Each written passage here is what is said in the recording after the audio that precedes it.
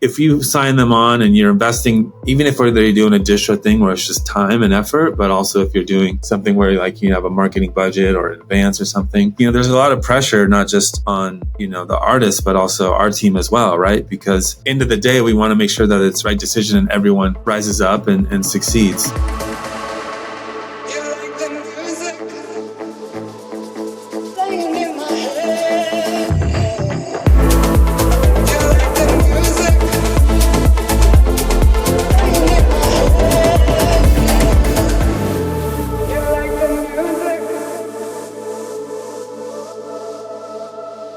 What's up, friends? Happy Thursday. Quick story. I don't watch a lot of TV. I do scroll TikTok for hours, but I don't watch a lot of TV. When I do, it's trash reality TV from the early 2000s, and I'm watching it on the treadmill to pass the time. The other day, I'm watching one of my shows from 2009, and there's this castmate on there who used to be in a girl group, an R&B group. She was trying to start her solo career. And she was sitting in, her little confessional interview thing. And she was like, man, back when I was in this group, like record labels would bring you on and they would like really figure out like how to, what the next steps of your career were. And now it's just not like that anymore. Like these labels want you like prepackaged, ready to go. And I was like, excuse me, what? They're saying this in 2009. So we've been having this conversation about the lack of artist development in the music industry for more than a decade. Okay. All right. Bet. So that's why I was super stoked at how timely this was to have Dirtybird's label manager, Deron Delgado, on, because he is someone who believes heavily in artist development. And I wanted to get his take on, first of all, what that means to him. And these are my words, not his, but how you earn that spot, how you earn your spot on a label where they're investing time, money, human resources into building your music brand. And so that's what we get into. This is super valuable advice for anyone who, wants to work with a label more in depth, not just Dirtybird. So take notes, guys. Enjoy. I'm super excited to talk to you because I've really been trying to dig into the business side of this industry and unfurl the mystery that it can be for so many artists trying to get into like the funnel. So thank you for joining me. No, thanks for having me. I'm glad to be here. So label manager, let's kind of set the groundwork for what you do, because from my research, it looks like you have about 14 to 16 different jobs. It does cover quite a range of things. That's what it does, managing all the aspects of a record label. And that goes to A&R, scheduling releases, coordinating with PR, marketing, sales teams, merch, events. So it's pretty much covers every facet of running and managing the label, making sure releases are coming out or working with our sync teams, pitching stuff. So we're at Dirtybird and Empire, fortunately have a solid team on the dance and Dirtybird side. So I think there's about 6 or 7 of us specifically just on dance and Dirtybird that manage over here. That's amazing. So there's a lot of different things I want to talk to you about. The premise of this show is providing resources for artists who may not have access to this knowledge because your time is limited. You obviously wear a million hats. So does everyone else in the industry. So how can we demystify some of the processes of working with someone like you or working their way up to get to be able to work with someone like you? So the first bucket here I want to tackle is marketing, because it is such a broad term and there are so many different avenues an artist can go down to get their music heard. So when you're working with, one of your artists, or it's something specifically for the label as a whole, walk me through that process of how you figure out who's the people we need to reach with this, where do we reach them, all that good stuff. Yeah, it kind of depends on what the release is. We sign everything is, there's no one right answer. I mean, that's kind of a cop out, but more of like there's so many ways to skin a cat and to actually levers to pull, right? So something might be specifically for a DJ track. So we want to focus hard on promo and beatport and getting it out to that crowd to get the DJs playing it. Some might be, vocal heavy or kind of a TikTok, what could be go viral thing, right? Like we had a song that's talked about Ferraris and Bugattis and stuff. So we kind of did a TikTok influencer campaign around that. And one might cover, or might be a big, huge artist. So you want to put more budget, which would terms of like, ad spend, creating content, music videos. I mean, they're so expensive now. They're kind of, the return on your investment isn't as impactful as they once were, of creating more short form content that's kind of more people are into. So, it kind of just depends on every release. And we always say that every release is different. And for us, we have what we call these like big idea meetings before every release, where we'll talk with the artist or the team or internally with, we have a PR team that we work with consistently. And so we basically had, okay, here's the release. Here's some budget we want, depending on the size of the artist or not. And these are the type of things we feel like we should put our efforts into. So the marketing bucket per se, can cover, DJ promo, ads, influencer campaigns, PR, all so many different things. But you can run yourself ragged trying to do it all, right? Mm-hmm. So it's important, I feel like, to kind of get focused on what is the true goal of each release, right? And just like I said before, like it could be a DJ track or a vocal track or just something you just want to get out into the world. But the common theme, I think, is just telling your story, right? Every release has a story about it. And like I always say, like an album might have 10 tracks. There's 11 stories. Each song has a story and the full album has a story. Mm-hmm. And you can think about that down to every single song that you produce, whether it's like, hey, I just wanted to go, I was late up night, wanted to make it, or I got inspired by the sunshine or whatever it is. But I feel like in this kind of day and age, people are gravitating more towards wanting to relate to the person rather than just like, hey, my record's out, go buy it here. Like no one really gives a shit about that, right? So it's more of like, oh, this person, I was looking at that solar eclipse too, and I got, whatever it is, like that's what's going to people go to whatever platform they're on.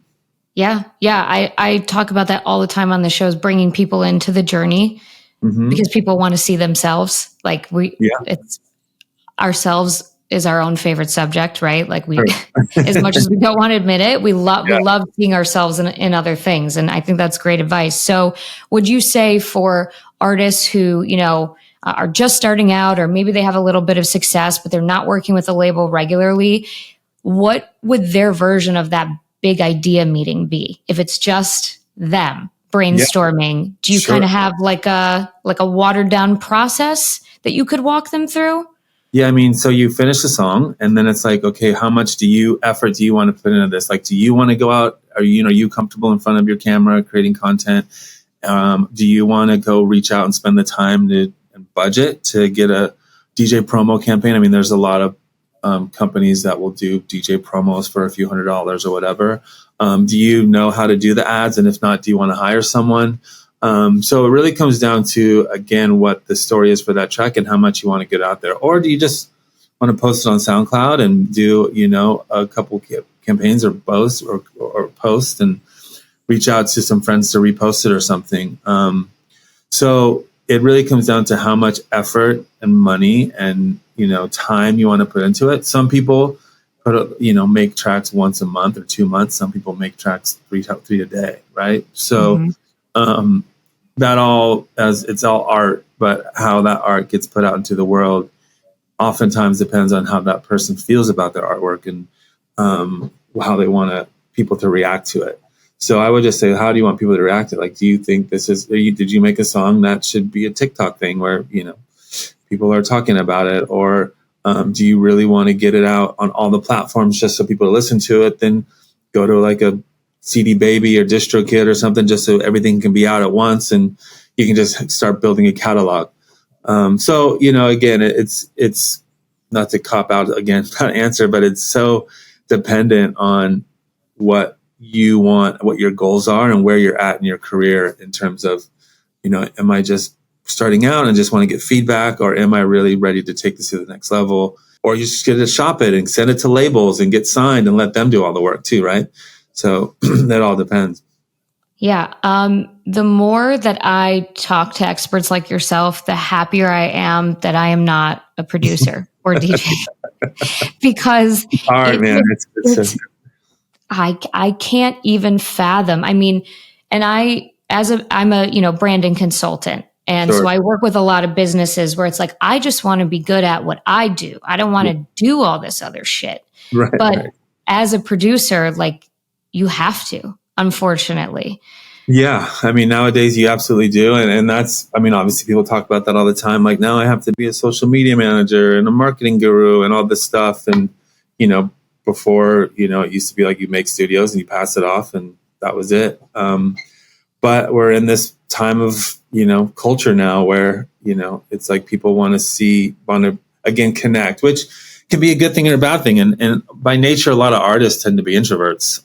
They like to be in the dark studio for hours at a time and never come out and just make music. So it's almost counterintuitive to want to come out and be like, look at me, I'm doing all this cool stuff. And look at this. I understand how much of a heavy lift that is for a lot of artists, just on a, soul level, right? Of like, how do I put myself out there? And again, I always say, this is artwork, right? The music is art, right? And so the artists, producers are putting all that stuff into it. And it's just like when you hang that painting on the wall or put your song out on the world, it's like people are judging you, and like you have all this emotional stuff that goes along with it of like, how many likes am I getting? How many people are playing it? I mean, I know everyone does that, and that's okay. We all should. But that can affect someone's psyche, both in creating the art and or not putting it out. Like, there's a lot of artists, producers that just have a hard drive full of stuff because they're afraid of pressing post and getting judged or getting any negative feedback and such. So I'm sympathetic with those types of people and those artists that, have that challenge, because it's rough. I mean, that's why I went to the business side of things, because I don't want to deal with the judgment of the artwork. There's such a thin layer now between the artist and the audience. Yep. Whereas before, there would be, talking in other genres, the way things used to be is that, we didn't have the social media. There was a strategic campaign where it'd go out and like mass media. And yes, there's feedback, but you couldn't track the feedback as closely as you can, compared to social media in real time. And I kind of want to open this can of worms, if you don't mind, because I coincidentally yesterday was watching a reality TV show from 2009. And there was a singer on there. She used to be in the band, the girl group Escape. And this was 2009. And she was doing like an interview, and she said she was going to do her solo album. And she's like, it used to be that you would come on with a label and they would help you with all these things and blah, blah, blah. And now it's not like that. They just want, someone prepackaged and ready to go. And it stopped me in my tracks. So I was like, she was saying this in 2009, over 10 years ago. And that was before social media was even, we had Facebook. I think that was Twitter. Right. So artist development is this huge topic on my show and just in my peer groups. And I see two sides of it. On one hand, I feel like sometimes people want a lot of things for free. Well, you should help me with this. You should whatever. But then on the other hand, there really is no clear-cut path for artists to get that mentorship. Yeah. So where do you stand? What does artist development mean to you? Let's start there. At Empire, we kind of do it, I guess there's just kind of to back up, there's in terms of what I do, because I'm label manager for Dirtybird, but then we have Empire Dance, which covers where more like traditional signings, like you're talking about, artist development, where we sign artists for long-term releases, multiple releases, or albums, and etc. And then we do kind of like a hybrid where it's kind of just called a distro thing where, hey, we'll help you at least get your music out there, and we'll put our efforts in terms of helping you market and run campaigns and stuff like that. And that kind of develops. Again, it's always a challenge, and it's a conversation daily with artists and their managers, because like you said, like they're like, hey, I have this great project and I feel that I'm here and I want X amount of dollars and I feel like we can do the thing. And, sometimes we're like with the checkbooks, we're like, well, we don't want to always just do on analytics of like, okay, well, let's just look at all the numbers, but you kind of have to when you start talking about how much you're going to invest in an artist, and that's what you're doing, right? So we look at a lot of different, not just metrics, but just kind of, obviously the music comes first. Is it really good music, and we feel that we can relate? And is there a past history there? Is there a buzz about it? Is there people kind of doing that, or just kind of starting to gravitate, or a story there? And then we can tap into all of our teams to help develop that. It's like, okay, well, we know, like we sign an artist, for example, and we're like, you know what? We haven't focused on, there's so much back catalog that's great that you never got a chance to market or promote, even though it's not on our label. Let's spend some effort and resources to run campaigns on that back catalog to kind of leading up to that, right? And then during for every subsequent release and product and track or album, it's again like, how can we develop this artist along the lines and make sure that it's true to that artist's vision, but also making sure it's not only reaching target fans, but how can we kind of reach outside that box a little and tap into the other fans? Because that's where that development comes from, right? Is like, how can we get an artist, someone in this box to, listen to what's in this box? And I think a lot of the cross-gentrification that's happening now is helpful for that. But it's also a challenge too, because if you sign them on and you're investing, even if they're doing a distro thing where it's just time and effort, but also if you're doing something where like you have a marketing budget or an advance or something, there's a lot of pressure, not just on, the artist, but also our team as well, right? Because, we want to make sure, end of the day, we want to make sure that it's right decision and everyone, rises up and succeeds. So that's kind of how we approach the artist development side. I mean, for us, we're definitely on the, we like to not hold hands, I should say, but we like to be really involved with our artists. We like, questions over assumptions, right? Like, yeah, I don't mind if you're, if we sign you and you're a signed artist, if you hit me up on phone and email and text all the time, which many do, because I want you to succeed, right? Because if you don't succeed, I don't succeed, our team doesn't succeed. So, I think also whatever for artists, if they get into a deal or whatever, that's really important too, because sometimes some other labels or other situations can be where they sign you and you don't really have much support. And so our team is pretty adamant about only signing stuff that we know we can put that time and effort into, because we don't want to also like sign you and then not discuss, and it's just not a good relationship, right? Like, right. The analogy you always use, if you don't, if we invite you over to dinner and you don't like our food, right? You're probably not going to come back, and we don't want you to leave the bad taste in your mouth. So we'd rather like, hey, what do you want on the menu? Like, let's talk about how we can make this dinner party amazing. And so that's just very, very important to us, I think, is just as that development process is just making sure I think goals are communicated, and also a reality too of like, hey, you know what? Maybe we shouldn't spend this money on this. I have to have those conversations quite a bit where it's like, hey, we want to do this. And it's like, look, think about it though. Like, like, is this how you want to use the money and resources? So yeah. It's always that conversation.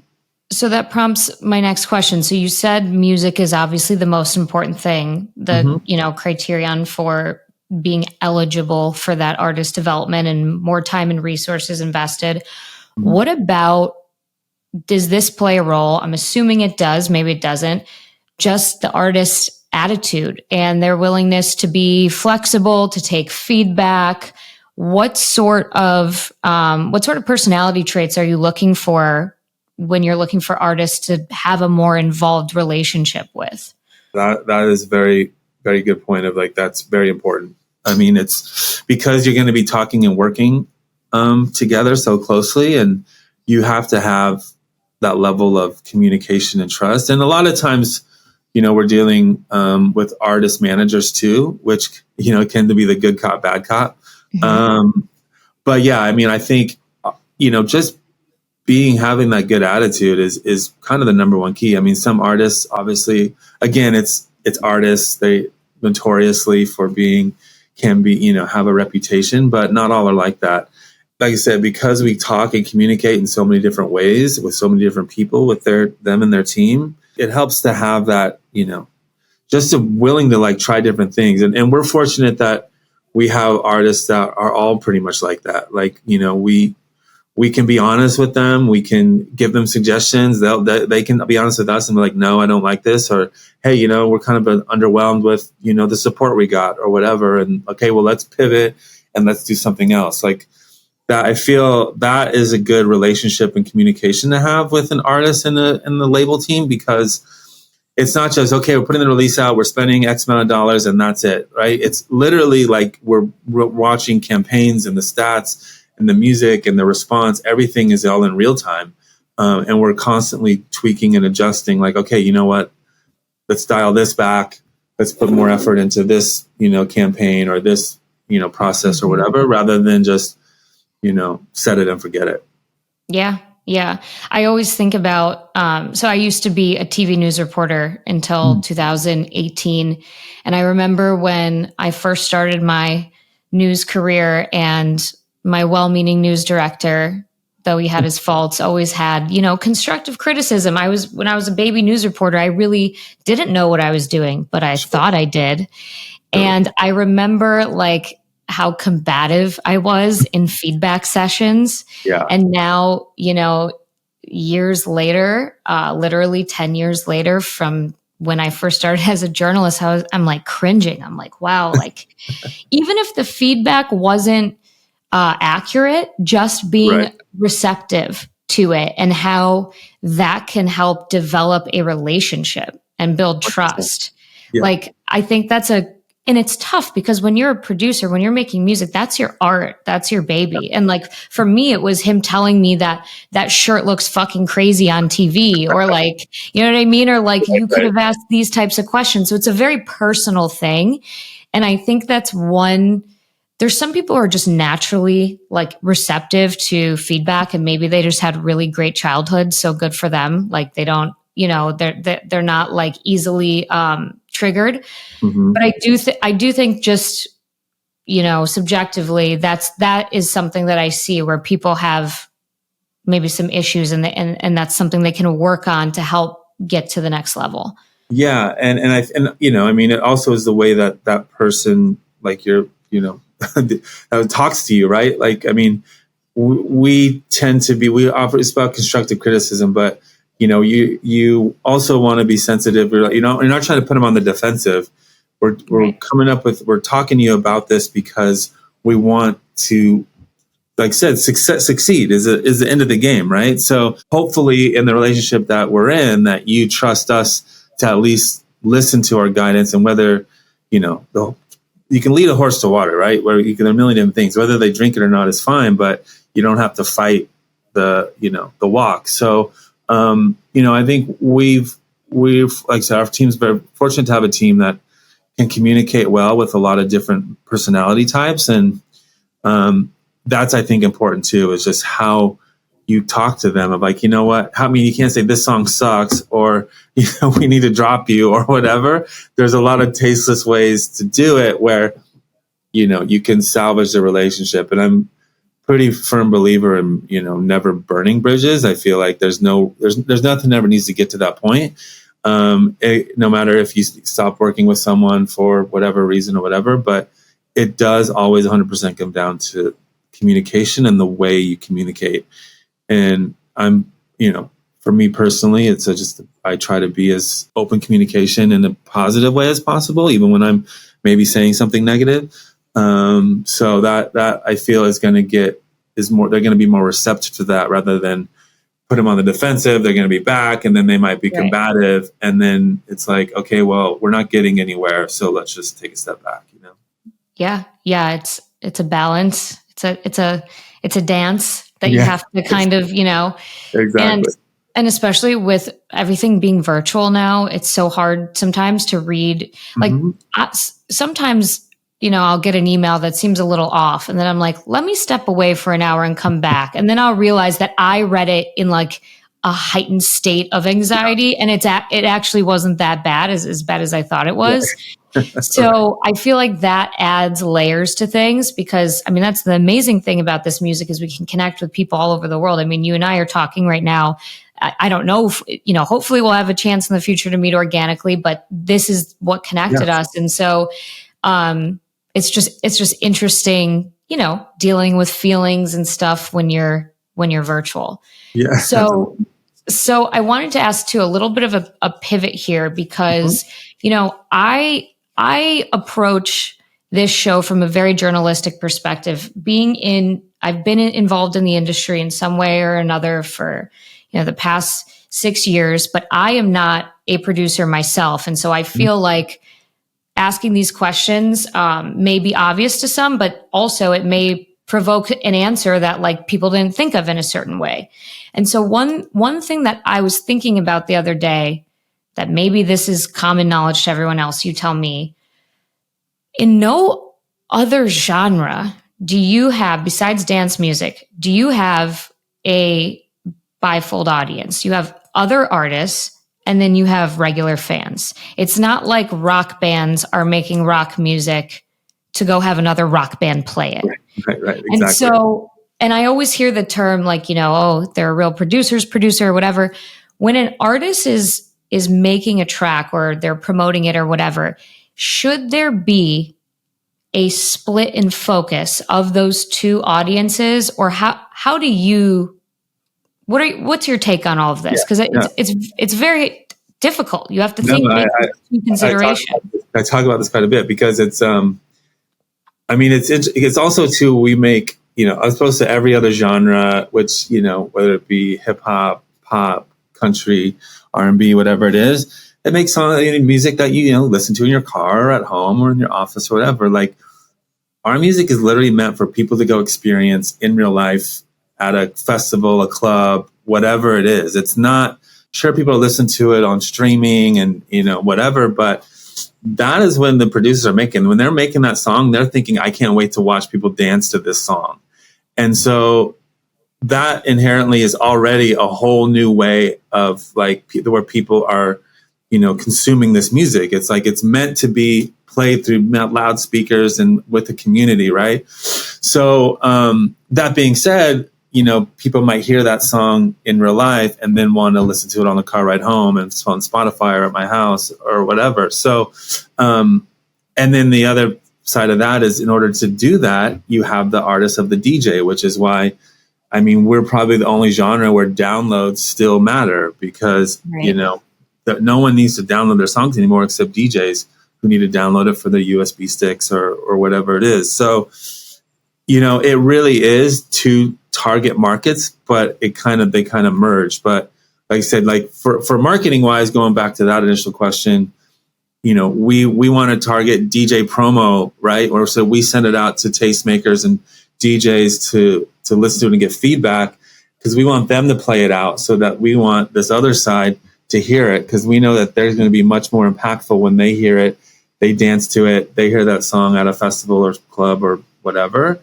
And that resonates with them. That's going to be more impactful than them just listening to it on a playlist on Spotify or Apple. So both of those are important, right? You obviously want to get that looks on the platforms, whatever. But it's funny how like we're kind of in this little bubble of we make music that's supposed to dance in real life and downloads matter, which I think is a really good thing for us. So yeah, that's definitely something we talk about quite a bit. It's interesting. So it almost sounds like it's an advantage. Like we have it, dance music producers have an extra avenue that other genres do not. Yep. Yeah. Agreed. For 100%. Well, it's just like I said, that, downloads, which matter, which have, much bigger royalty rate, right? We're spending $2 instead of 0.000 cents. And then also, as a DJ or artist or producer, you have a luxury of, you can travel, could perpetually be on tour and generate revenue, as opposed to a rock band or a hip hop act where everything's got to be pretty planned out. And like you have a lot of different, more moving parts, as opposed to just a DJ hopping on a plane, flying around the world and just popping up with the USB stick and headphones. So absolutely. I think that's absolutely an advantage. And yeah, I think it definitely helps. I love the positive perspective all about that. I mean, and obviously coming from where you're sitting, you do have that positive perspective, but I think there's so much, especially when you just doom scroll Twitter, if you're on EDM Twitter, like it's just negativity up the wazoo. And so it's really nice to, hear the reverse side of that. So I have 2 more questions for you, if you don't mind. One for here and one quick one I want to do for my Patreon audience. About AI, because I feel like you probably have some good takes on that. But before we wrap up and do that, how, if an artist has a dream to be on Dirtybird, to have a track signed with Dirtybird, what are the few things that they should be thinking about to build up to that? I mean, be genuine is what I always say. I mean, be an artist, be genuine, be yourself. Don't try to make a song for Dirtybird. Because it's, we sign a lot of different style of things. And we listen to every single thing, right? Like, I mean, I was literally right before this, I've got a folder of 300 demos from last week that I'm listening to every single one. Wow. I might only listen to a couple notes of one, but I'm still listening to every single one and sharing it with the team and stuff. So we always listen to stuff. And so, we have a demo folder. You can go to our website and click that link and you can upload it. And I guarantee we will listen to it. And just keep trying. I mean, there's some people that submit every week, and, I know there's a lot of people that submit every week, and it took them 4 years. And finally, we're like, this is great. Finally, let's sign it. You know what I mean? But also don't put your eggs on the Dirtybird basket, right? Like, I feel like, send it to us, but don't be afraid to send it for others. Don't wait for us, I guess, is the thing. Cause and I say that pretty just more as an outsider, like, don't put your eggs in one basket, and because that someone else you might listen to it or whatever. And we know that you send the demos to other people. That's fine. Right.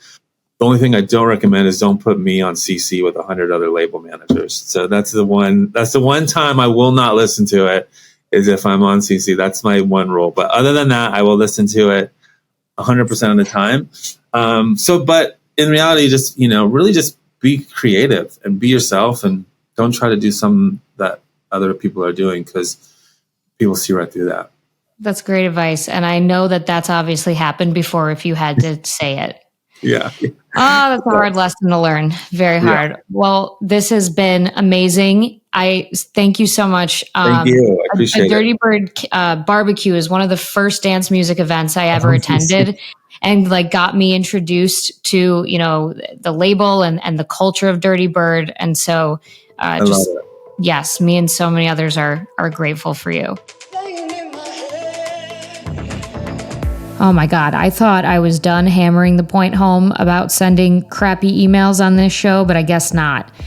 Pro tip from Deron: if you want your track to be listened to by anyone at any label, do not mass send it out to 50 different email addresses, because that just looks so impersonal. Like, you don't have the time for them. You're going to write one email and that's it. That is not the way to start a relationship, guys. But I get it. Not everybody, knows email etiquette, and that's okay. You know what?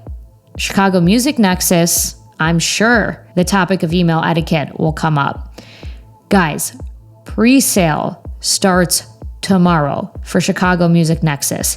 This is hands down the only event of its kind this year in Chicago, the birthplace of house music, where you are going to learn how to grow your brand, monetize your brand, make connections, network with industry professionals that can help grow your career. This is going to be the dance music event that everyone is talking about.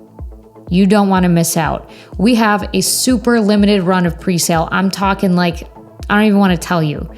This event is very intimate because we only want people there who are serious about growing their careers, who are serious about collabing with other artists, who are serious about getting signed to labels. So if that's you, be sure to grab your pre-sale ticket tomorrow. I have all the links in my show notes on Instagram. I will see you guys next week and at Chicago Music Nexus. Have a great day.